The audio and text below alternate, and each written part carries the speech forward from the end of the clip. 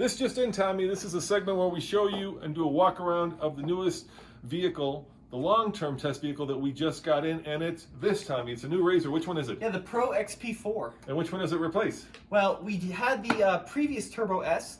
This one somewhat replaces that. We'll get into that. But this is a new model we have for a long-term loan. Yeah, we're going to have it. We're going to take it off-road. Hopefully we'll take it to Moab, and we're going to give it a full TFL test, and we're going to find out whether it's better than the old turbo. Now, it's a little confusing because this is still a turbo. Yeah. It still has 181 horsepower. Yeah. But if you look at it, it's a lot like the Maverick X3. What they've basically done is they've taken a machine that was much more straight up and made it much more leaned over. And what do I mean by leaned over? I mean just much more sporty, right? So the front is now more pointy, it's more aggressive, it's more kind of, well, just ready to race. And if you look inside, this is really the biggest change. You'll notice that these seats, both the front and the back, are much more accommodating for people like myself who are very tall. Now we're looking at a machine that is of course 64 inches wide and 164 inches in wheelbase, so it's long, but it is that 64 standard width, so it is usable on most trails. Now there are a lot of interesting changes, and let's talk about the specifications first. Okay, so first question I have. Yeah. I'm looking at the suspension. This isn't the adjustable suspension that we had on our previous model. This is the pretty much the base XP4. So I think these are the Walker Evans shocks, right? They're not the fully adjustable on the fly ones. Yeah, let's talk about the three different models that this new RZR comes in, and of course this is the base. So I've got my notes here. We've got the RZR Pro XP4, starts at $25,699. It comes with these Walker Evans piggy back shocks, and it gives the vehicle a total of 22 inches of suspension travel according to Polaris. Now we've also gone down a little bit in tires. These are Maxxis. They're 30-inch as opposed to 32s, but you know that's pretty much a standard size on a lot of four-seaters now. Now 2-inch shocks in the front. Yep. 2.5-inch shocks in the back. Walker Evans 16-position adjustable clickable shocks, so you can make them softer or harder. And these come standard on the base model. Yeah, so you can see up here, I don't know if you can see the light there, but there's a little adjustment knob that you can turn. In terms of other specs, we're looking at 14.5 inches of ground clearance. And this turbo, because it is a turbo, may look the same as the old one, but it's not. It's, according to Polaris at least, has 181 horsepower, and here's the important part, they've beefed up the drive belt, right? The P, what does Polaris call it? PVT? PVT instead of CVT, the continuous variable transmission. They beefed up the belt, and Polaris is saying you're going to get 50% more life and durability out of the belt. In fact, the entire machine has been beefed up. Everything from the drive shafts all the way to pretty much every component on this thing is bigger, stronger, a little bit more durable, so you're going to get a little bit more jump ability. So you do have a nice little storage tray here in the back. This is your cargo box. It's rated for up to 300 pounds here in the Pro XP4. There's a little label letting you know what the maximum tire pressures are and the like. This one, you'll notice, doesn't have a hitch on it, but we do have our little recovery point. Yeah, these machines are not meant for towing. If you want one of those, you're going to have to go for the work model. Of course, Polaris says it's got 900 pounds of total payload, but let's talk about the other models. So there's the RZR Pro 4 XP4, then there's a premium, which goes at $27,995, actually $999, $28,000, so about $2,000 more, and you step up to getting like electronics. We don't have those right here, if you look. Yeah, in the center here, you could get a screen. This is just a basic model, so we have RZR spelled out there, and then you can see we also have, I would imagine, a bunch of missing switches there in the middle, but on the left, you do have a couple switches for your lights. Yeah, we're basically telling you missing the radio. The Ultimate, which is the next model up, actually has LED lights that light up the inside, they light up the front. We're missing all of that. But the biggest thing we're missing in the Ultimate version, which is $32,299, so now you're getting very expensive, is of course the Fox Shocks dynamic suspension. Dynamics, yeah, they call it dynamic suspension. So you can switch it from sport to normal to comfort. So we don't have any of those goodies. This is a base model, but let me show you what they've done to improve it. So here, take my notes. Yep. And I'll show you the very best thing that they've done to improve this. First, I'm a relatively tall 6'2", and the old one was just too tight, right? I couldn't fit in the front and certainly not fit in the back. Now look at this. Plenty of room. Yeah. And check this out. Now you have telescoping and height adjustable That's a instrument lot panel. of movement, and you can see too. Actually, the instrumentation moves alongside. Yeah, who drives like this, by the way? Well, Or I like don't this?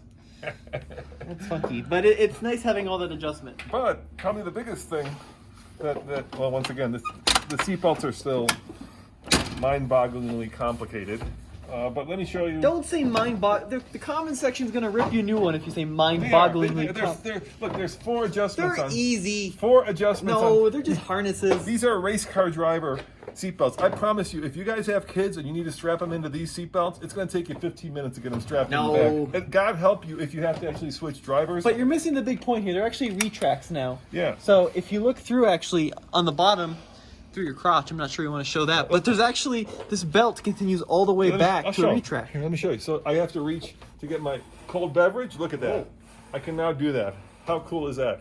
It's like I'm in actually a car. They've taken Volvo technology from like 50 years ago and now actually included it in side by side. So yeah, you know, I get the harnesses, but there's still 4 different adjustment points, right? On these 1, 2, 3, 4. Yeah, they're harnesses. They're safe. Yeah. That's what they're for. I don't want to spend. It's got 181 horsepower. Tommy, how much time did we spend adjusting these on the old Oh, machine? not that much We time. spent, yeah, every time I got into it, I spent 20 minutes. That's trying to because get we're it comfortable. filming. But the point is that they're a little bit easier than the old ones. They're retractable, and I think you're going to find them easier to use on the trail. Now, before I show you the other great thing about this, let me show you something that I'm worried about. And this is a problem that the old one had, right? Every time you drove this, because of the way that Polaris sticks out their wheels, look how far out those wheels and tires are, right? Yeah. Mud, every time you hit water, mud would come flying up basically into my face. And yeah, it may look cool on video to see mud flying off the tires, but I promise you it's not cool to be picking mud clumps out of your hair for the next 2 weeks because this thing is throwing mud up at you. And I think it may be a little better, but I'm still concerned. We got a little bit more of a fender here, which is nice. I do really like the new steering wheel. So you have a flat bottom steering wheel. I think it's just a really good looking design. It almost looks like there's a cutout here for steering wheel controls. Yeah, of course that is a cutout. We don't have them. Oh. You'd have to get the Ultimate. You'd have steering wheel controls. You could actually, in the Ultimate, there's a little red switch here, which is really cool. So pretend this is the Ultimate. There would be a little red switch right there that if you were in the air, you would push that and it would firm up those Fox shocks so that when you land, they don't compress and break your back. But it's almost $7,000 more for the Ultimate. Yes, it is. So I can buy a lot of back surgery for $7,000. No, you can't. Just stick with the base model, in my opinion. There's no reason to go for the high-end trim. All right, let me show you the other great thing about this new one, and that is, of course, right back here. First of all, a lot more room in the back. They've done a much better job in packaging. And look, Tommy, check this out. Look at that, actually padding. Remember the old seats were like almost rock hard? That's good. Now we have padding, but it gets better. Let me show you how much better. So, first of all, I can reach over here, push your little switch, as soon as I find it. I lost it again. Oh my God, where is it? There it is. Take this, remove the seat, just like that, with one pull, which is cool. Yep. But that's not the point of it. Here's the point. Check this out. Flip this forward. Look at that. And now I have storage for that 900 pounds of payload. So, obviously this is a sport unit, but this kind of bridges the gap between the all-out performance models and something like a Ranger, one of the mid trims that is more built for work. So it's good that you have some more usability in this one. I mean, let's face it, the Yamaha, the Maverick, even to some extent the Talon now, are these kind of laid-back, sporty machines, right? And I think Polaris saw where the market was going, and that's what they did with this new machine. It's kind of the same design. It's more comfortable. It's more functional.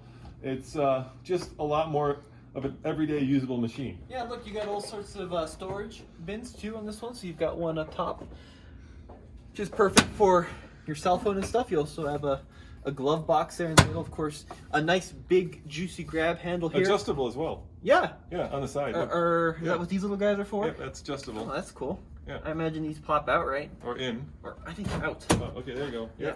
Out and then Yeah, if you got somebody who's shorter. Yeah, or taller. And then a couple cup holders. You've got a little power outlet there in the middle. So I think it's got everything you need it to have. Actually, it has a total of 6 cup holders. There's Wow. 2 in the front, and now there are 4 in the back. That's a lot. Yeah, that is a lot. So yeah, so you have a much more usable, I think Polaris would say, much more beefy machine, right, with all kinds of bigger suspension members, all kinds of more sturdy and durable parts, so that when you're out there actually hitting it hard, This is cool. it doesn't. You've got a little brush guard here too, so Yeah. rather than just having a plastic cover for the radiator, you actually have a nice kind of aggressive looking beam that'll stop. And you gotta admit, foreign this objects. looks a lot like a Maverick. It No, does. I think it looks better than the Maverick. You I know, think it's actually. It's got a lot of Can-Am in looks, it. I don't know, Dad. I think it looks very Polaris. You Let me think? know in the comment section below what you think. Yeah, well, let us know what you think. Oh, over here, by the way, in case you're also transporting it, you've got another hook so that Yeah, another. when you put it on the trailer, I brought it back from the dealership, and it was actually easy to hook up. These suspension members, control arms, and even drive shafts are just much more beefy, much bigger, just a much more solid, bigger machine. So in the coming weeks, we're going to take this hopefully to Moab. We've got snow right now in Colorado, so it's been a little difficult getting it out on the trail. We can get it in the snow, but I'm looking to take it, into Moab and do some hardcore sand, do some hardcore rock bouncing, and maybe take it on some of the more harder trails like Hell's Revenge and see how it does. Yep. All right, guys. Well, thank you so much for watching. This is just our first look. Just showed up just now. This Pro XP4. So we've got a lot more information, a lot more details coming for you soon. But thank you so much for watching. As always, this is Tommy and Roman, and yeah, let's go hit the trails, dude. Yep. And head over to tfloffroad.com for the latest and greatest in side-by-side reviews. Ciao.